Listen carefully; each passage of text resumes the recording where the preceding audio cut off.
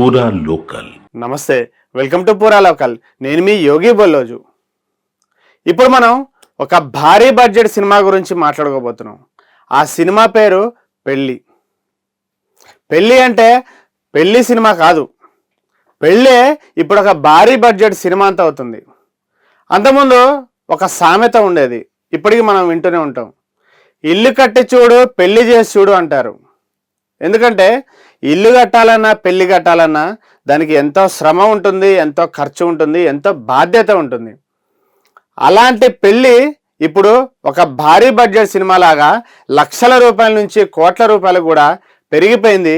అసలు ఈ పెళ్ళి అనే తంతు కూడా ప్రతి మతంలో సాధారణం.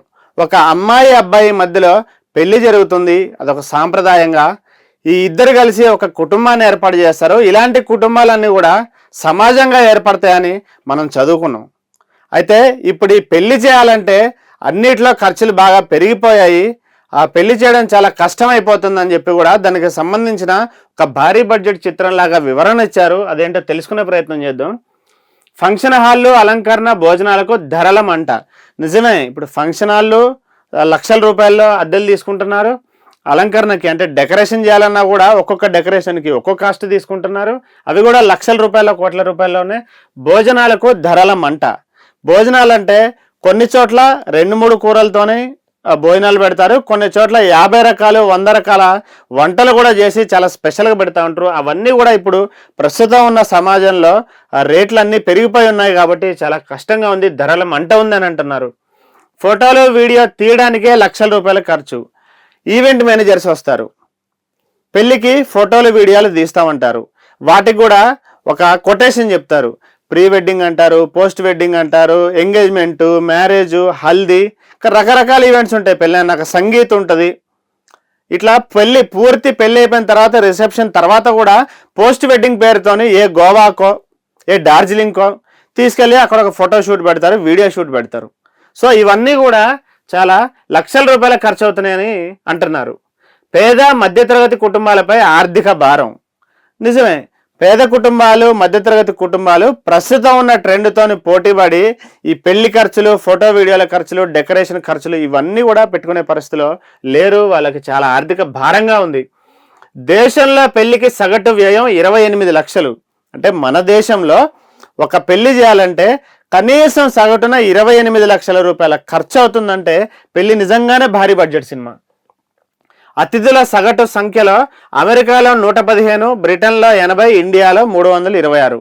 అంటే ఏదైనా ఒక పెళ్లి చేస్తున్నప్పుడు ఆ పెళ్లికి మనం పిలిచే ఆ బంధువుల్లో భారత్లోనే సగటున 326 మంది. అంటే ఖచ్చితంగా ఎక్కువ మందితోనే మనం పెళ్లి చేస్తున్నాం. అది మన భారత్లోనే జరుగుతుంది. పెళ్ళి అంటే నూరేళ్ల పంట, జీవితంలో మధుర ఘట్టం, 2 జీవితాల్లో 2 కుటుంబాలను ఏకం చేసే పవిత్ర ఘట్టం. అయితే ఇప్పుడు ఒక ఇంటికి పిల్లని ఇవ్వాలన్నా లేదా పిల్లని తెచ్చుకోవాలన్నా కూడా పెళ్లి ఖర్చులు భయపెడుతున్నాయి. ప్రధానంగా పేద మధ్య తరగతి కుటుంబాలు ఆర్థికంగా చితికిపోతున్నాయి. బంధువర్గంలో పలుచనవుతామనో, అతిథులు తమ ఆర్థిక స్థితిని తక్కువ అంచనా వేస్తారనో అపోహలతో చాలా మంది ఆర్భాటాలకు పోతున్నారు. దీనికి తోడు సోషల్ మీడియా కారణంగా కొత్త సాంప్రదాయాలు, ఆడంబరాలు వచ్చి పడుతున్నాయి. వీటికి ప్రభావితమైన వధూవరులు, వారి తల్లిదండ్రులు కూడా పెళ్లి ఖర్చును భారీ బడ్జెట్ సినిమాలాగా పెంచేస్తున్నారు. నిజమే, ఇదంతా పెళ్ళి అంటే నూరేళ్ల పంట అని అంటారు. ఇప్పుడు పెళ్లి చేయాలంటే మాత్రం ఈ ఖర్చులకి భయపడి కూడా ఇబ్బంది పడుతున్నారు. నేను కూడా చాలా చోట్ల చూసా, పెళ్ళి గ్రాండ్గా చేయకపోతే మన పరువు పోతుంది, బంధువులు ఏమంటారేమో. మన బావగారు వాళ్ళ ఇంట్లో అమ్మాయికి చాలా గ్రాండ్గా పెళ్లి చేశారు, ఫలానా అక్కయ్య వాళ్ళ అమ్మాయికి 1 కోటి రూపాయలు ఖర్చు చేశారు, 2 కోట్ల ఖర్చు చేశారు, కట్నం కూడా చాలా ఎక్కువ ఇచ్చారు, మనం ఎందుకు తక్కువ ఇవ్వాలి అనే ఒక ఉద్దేశంతో ఆ పోటీ ప్రపంచంతో ఆ బంధువులతో పోటీ పడుతూ కూడా వీళ్ళు అప్పులు చేసి మరీ పెళ్ళిళ్ళు చేస్తూ పెళ్లిని భారీ బడ్జెట్ సినిమాలాగా మార్చేశారు. ప్రీ వెడ్డింగ్ షూట్, నేను ఇందాక చెప్పాను కదా, ప్రీ వెడ్డింగ్ షూట్ పెట్టుకుంటారు. ఆ ప్రీ వెడ్డింగ్ షూట్ కోసం గోవా వెళ్తారు, డార్జిలింగ్ వెళ్తారు, ఢిల్లీ వెళ్తారు, లేదంటే కొన్ని రిసార్ట్స్కి వెళ్తారు. ప్రీ వెడ్డింగ్ షూట్ అనేది ప్రస్తుతం ఉన్న కల్చర్లో కంపల్సరీ అయిపోయింది. ఆ తర్వాత కొత్త సాంప్రదాయాలతో హడావిడి. ఒకప్పుడు మనకి నలుగు పెట్టే సిస్టమ్ ఉండేది, నలుగు పెట్టేవాళ్ళు. ఆ తర్వాత సంగీతం ఉండేది. అయితే కాలక్రమేణా అవి తగ్గిపోయినాయి. నార్త్ ఇండియాలో మాత్రం కంటిన్యూ అవుతున్నాయి. ప్రజెంట్ ఇదే హల్దీ సంగీత్ అనే ప్రోగ్రామ్స్ కూడా మన సౌత్ ఇండియాలో ట్రెండ్ అవుతున్నాయి. ప్రతి పెళ్లిలో పేద కుటుంబం నుంచి కూడా బాగా ధనిక కుటుంబం వరకు ఈ హల్దీ సంగీత్ అనే ప్రోగ్రామ్స్ కూడా ఖచ్చితంగా చేస్తున్నారు. వీరు మాత్రం ప్రత్యేకం. అంటే ఎవరు ఏమనుకుంటే నాకేంటి, నేను ఖచ్చితంగా కొద్ది మందితోనే పెళ్లి చేస్తా, మా దగ్గర చాలా తక్కువ డబ్బులు ఉన్నాయని చెప్పి కూడా కొంతమంది తక్కువ బంధువుల్ని పిలిచి కూడా చేస్తున్నారు. వాళ్ళతో పాటు ఇంకొక రకం వీళ్ళు ప్రత్యేకమే. వాళ్ళు ఏంటంటే ప్రైవేట్ మ్యారేజ్ పేరుతో కూడా చాలా తక్కువ మంది కుటుంబ సభ్యులతోని 10 మంది 20 మంది లేదా 50 మందితోని దగ్గరలో ఉన్న ఒక రిసార్ట్ కావచ్చు, లేదన్నా ఫారిన్ కంట్రీస్కైనా సరే వెళ్ళిపోయి అక్కడ ఒక రిసార్ట్ బుక్ చేసుకుంటారు లేదా హోటల్ బుక్ చేసుకుంటారు. చాలా సింపుల్గా 20-30 మందితోనే పెళ్లి చేసుకుంటారు. దాన్ని ప్రైవేట్ వెడ్డింగ్ అని అంటాం. అట్లా 2-3 రోజుల్లో పాటు జరుపుకుంటూ అట్లా సింపుల్ మ్యారేజెస్ చేసుకుంటున్నారు. ఆ తర్వాత ప్రస్తుతం 2021 సంవత్సరంలో తులం బంగారం ధర 52,000 ఉంటే ఇప్పుడు మాత్రం 80,000 దాటిపోయింది. అంటే 2 తులాల బంగారం కొనుగోలుకు సగటున 56,000 ఖర్చు అదనంగా పెరిగింది. అంటే దాదాపు డబుల్ అయిపోయింది. తనకు పెళ్లిడికి వచ్చిన 2 కుమార్తెలు ఉన్నారని వివాహ వ్యయాలు తలుచుకుంటే ఆందోళనగా ఉందంటూ కూడా నల్గొండ జిల్లాకు చెందిన ఒక కూరగాయల రైతు మాధవి చెప్పడం పరిస్థితికి నిదర్శనం. ఈ పరిస్థితుల్లో ఎవరితోనో పోల్చుకొని అపరిమితంగా ఖర్చులు పెంచుకుంటూ పోతే అవి తర్వాత కొన్నేళ్ల పాటు చిన్న చిన్న ఆనందాలకు దూరం చేసే ప్రమాదం ఉందని, ఎవరికి వారు ఆర్థిక స్థితిగతులను అంచనా వేసుకొని దానికి తగ్గట్టుగా ముందుకెళ్లడమే మంచిదని నిపుణులు సూచిస్తున్నారు. పెళ్ళంటే ఖచ్చితంగా బంగారం కొనాల్సిందే, షాపింగ్ చేయాల్సిందే, బట్టలు కొనాల్సిందే, ఇవి తప్పవు. అయితే మన ఆర్థిక స్థితికి తగ్గట్టుగానే ఆలోచించుకొని పెళ్లి చేసుకోవాలి. కానీ ఎవరితోనో పోటీపడి చేసుకుంటే ఇబ్బందులు పడతామని కూడా నిపుణులు చెప్తున్నారు. నల్గొండకి సంబంధించినటువంటి ఒక రైతు కూలి ఆవిడకి 2 ఆడపిల్లలు ఉన్నారట. వాళ్ళ పెళ్లిళ్ళు చేయాలనే ఒక బాధ్యత నా మీద ఉంది. కానీ ప్రస్తుతం ఉన్నటువంటి మార్కెట్తో పోటీ పడాలంటే కూడా పెళ్లికి ఎక్కువ ఖర్చు అవుతుంది. ఈ ఖర్చును నేను భరించగలనా, లేదా అప్పు తీసుకొచ్చి పెళ్లి చేస్తే జీవితాంతం కూడా పెళ్లి గ్రాండ్గా చేసినప్పటికీ జీవితకాలం కూడా మేము ఆ వడ్డీలు కడుతూ అప్పులు కడుతూ కూడా మిగిలిపోయి ఉండాల్సి వస్తుంది. అందుకే ఎట్లా అని కూడా ఆమె బాధపడతా ఉంది. ప్రస్తుతం ఈ ఫిబ్రవరి నెల నుంచి కూడా మే నెల వరకు, ఫిబ్రవరిలో మాఘమాసం స్టార్ట్ అవుతుంది, అప్పటి నుంచి కూడా మే నెల వరకు 3 నెలల పాటు కూడా దాదాపు ఎక్కువ ముహూర్తాలు ఉన్నాయి. ఫిబ్రవరిలో మాత్రం చాలా ఎక్కువ ముహూర్తాలు ఉన్నాయి. ప్రతి ఒక్కరు కూడా మంచి ముహూర్తం చూసుకుని పెళ్లి చేయాలని చెప్పి కూడా పోటీ పడుతూ ఉన్నారు. అయితే ఈ ఫంక్షన్ హాల్ ఒక నాగోలు, హైదరాబాద్లో ఉన్న నాగోలు ప్రాంతంలో ఉన్న ఒక్క ఫంక్షన్ హాల్కి వస్తే జస్ట్ 12 గంటలకి 6 లక్షల రూపాయలు ఛార్జ్ చేస్తున్నారు. ఇలాంటి ఫంక్షన్ హాల్లో వేదిక, ఆ తర్వాత అలంకరణ అంటే డెకరేషన్, వీటిలో స్థాయిని బట్టి 2 లక్షల నుంచి కూడా 20 లక్షల రూపాయల వరకు వసూలు చేస్తున్నారు. ఇక ఇందాక మాట్లాడుకున్నట్టు ఫోటోలు వీడియోలు వాటికైతే 3 లక్షల నుంచి 6 లక్షల వరకు ఒక ఈవెంట్కి ఛార్జ్ చెప్తున్నారు. ఒక కుటుంబం ఇటీవల నగర శివార్లోని ఒక రిసార్ట్లో 3 రోజుల పాటు సంగీత్ పెళ్లి కార్యక్రమాలను నిర్వహించింది. అక్కడ రిసార్ట్ అద్దె కాకుండా, అంటే రిసార్ట్కి ఇచ్చిన రెంట్ కాకుండా జస్ట్ డెకరేషన్కి భోజనాలకే 15 లక్షల రూపాయలు చెల్లించారంటే పెళ్లి ఇప్పుడు ఎంత భారీ బడ్జెట్ ఎంతో చూసుకోండి. 1000 మందికి ఆహ్వానం.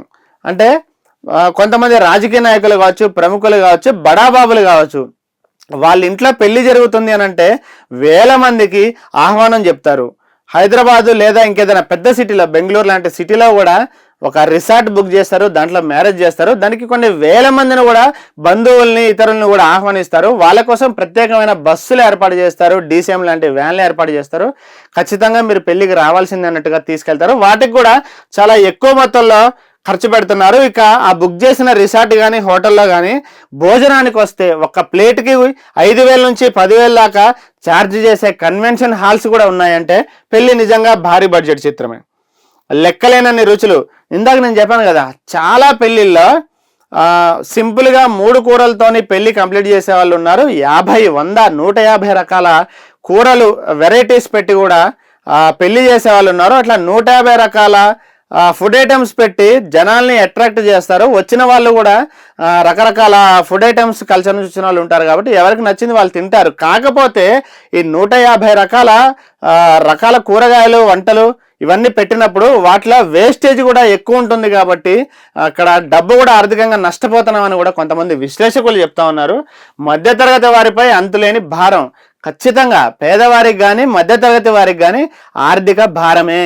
ఎందుకంటే వాళ్ళు ఆడపిల్ల పుడితే పెళ్లి చేయడం కోసమని వాళ్ళ సంపాదనలో కొంత భాగం మొదటి నుంచే సేవ్ చేయడం మొదలు పెడతారు. ఇంటి కోసం కొంత, పిల్లల పెళ్లి కోసం కొంత అని చెప్పి కూడా వాళ్ళు దాస్తూ ఉంటారు. పిల్లలు పెద్దయ్యాక వాళ్ళ పెళ్ళిడికి వచ్చిన తర్వాత అప్పుడు ఉన్నటువంటి ఆ మార్కెట్లో ఉన్న ఆర్థిక పరిస్థితులతోని సరితూగక మళ్ళీ కొంత డబ్బు అప్పు తేవాల్సి వస్తుంది. అట్లా అప్పు తీసుకొచ్చి కూడా పెళ్లి చేసి పెళ్లి గ్రాండ్గా చేస్తారు. ఎందుకంటే సొసైటీతో పోటీ పడాలి కదా, పెళ్లి గ్రాండ్గా చేస్తారు. కానీ వాటి వడ్డీలు కట్టుకుంటూ అప్పులు కట్టుకుంటూ కూడా జీవితకాలం వాళ్ళు నలిగిపోతూ ఉంటారు. కాబట్టి ఇది పేదవారి మీద, మధ్యతరగతి వారి మీద ఆర్థిక భారం అవుతుందని కూడా విశ్లేషకులు చెప్తా ఉన్నారు. అయితే ఈ మధ్య కాలంలో ఒక చిన్న ఎగ్జాంపుల్ చూస్తే గుంటూరులో ఒక ఎంగేజ్మెంట్ చేశారు ఒక వ్యాపారి. ఆయన కూతురికి 500 మందిని పిలిచి చాలా సింపుల్గా ఎంగేజ్మెంట్ చేశారు. వినటానికి సింపుల్గా ఉన్న ఖర్చు మాత్రం 12 లక్షల రూపాయలైంది. ఆ తర్వాత నెక్స్ట్ మంత్లో మ్యారేజ్ అని చెప్తున్నారు. ఆ పెళ్లికి 50 లక్షల రూపాయలు ఖర్చు పెడుతున్నా అని చెప్పి కూడా ముందే ఒక ఎస్టిమేషన్ వేసుకొని ఆ 50 lakh రూపీస్ రెడీ చేసుకున్నారు. ఇట్లా చూస్తే మన దేశంలో ఒక పెళ్లికి ఒక కుటుంబం సగటున 28 లక్షల రూపాయలు ఖర్చు చేస్తూ ఉంది. ఇది భారీ బడ్జెట్ సినిమాని. ప్రపంచ దేశాలతో చూస్తే మన ప్రస్తుతం ఉన్న ప్రపంచ దేశాల్లో ఉన్న అనేక సమాజాల్లో పెళ్లిలో పెడుతున్న ఖర్చు విషయానికి వస్తే ఫస్ట్ ప్లేస్లో చైనా ఉంది. చైనా తర్వాత భారతే ఉంది. ఎందుకంటే మన దగ్గర తక్కువలో తక్కువ 300 మందినైనా సరే పిలిచి మన దగ్గర పెళ్లి చేస్తారు. అట్లా చైనా తర్వాత సెకండ్ ప్లేస్లో మనమే ఉన్నామని చెప్పి ఒక అంచనా ఉంది. దాంతో భారతదేశంలో ఒక సంవత్సరానికి జరిగే ఈ పెళ్లిళ్ళ విషయంలో 10.70 లక్షల కోట్ల వ్యాపారం కూడా జరుగుతూ ఉంది. ఇది మన భారత ఎకానమీని కూడా ఎంతో ప్రభావితం చేసేంత పెద్ద మొత్తంలో కూడా అని కూడా చెప్తా ఉన్నారు. అయితే వాస్తవానికి మన తెలుగు రాష్ట్రాల్లో, తెలంగాణ కావచ్చు, ఆంధ్రప్రదేశ్ కావచ్చు, మన తెలుగు రాష్ట్రాల్లో మాత్రం తక్కువలో తక్కువ 500 మందిని లేదా 300 మందినైనా పిలిచి పెళ్లి చేయటం అనేది మన దగ్గర ఉన్నటువంటి ఆచారం. కాబట్టి ఈ మధ్య ఒక తండ్రి కూడా ఎగ్జాంపుల్ చెప్తున్నారు. నేను మధ్యతరగతికి చెందిన వాడిని, నేను ఏకంగా 2000 మందికి భోజనాలు ఏర్పాటు చేస్తున్నా, దానికి తగ్గట్టు కూడా నేను కొన్ని లక్షల రూపాయల డబ్బులు సిద్ధంగా ఉంచుకున్నాను కూడా ఒక మధ్యతరగతి వ్యక్తి ఈ మధ్య మీడియాతో చెప్పారు. అట్లా మన దేశంలో 2023లో జరిగిన అన్ని రకాల పెళ్లిళ్లను పరిశీలిస్తే 59% పూర్తి స్థాయిలో హంగులు ఆర్భాటాలతోని ఇతరులతోని పోటీపడి చేసినవి తప్ప నిజంగా వాళ్ళు హార్ట్ఫుల్గా చేసినవి కావు. కాబట్టి ఇదంతా చూసుకుంటే నాకు అనిపిస్తుంది ఏంటంటే పెళ్ళి అనేది అందరితో పోటీపడి అప్పుల్లో మునిగిపోయి మనం నష్టపోవాల్సిన పని లేదు. చాలా సింపుల్గా చాలా దగ్గర ఆప్తులని, బంధువులని, కొంతమంది స్నేహితులని తీసుకొచ్చి పెళ్లి చేసుకోవడం అనేది చాలా బెటర్ ఆప్షను. ఇవి ఇప్పటివరకు ఉన్న అప్డేట్స్. మిగతా అప్డేట్స్ కోసం చూస్తూనే ఉండండి పూరా లోకల్.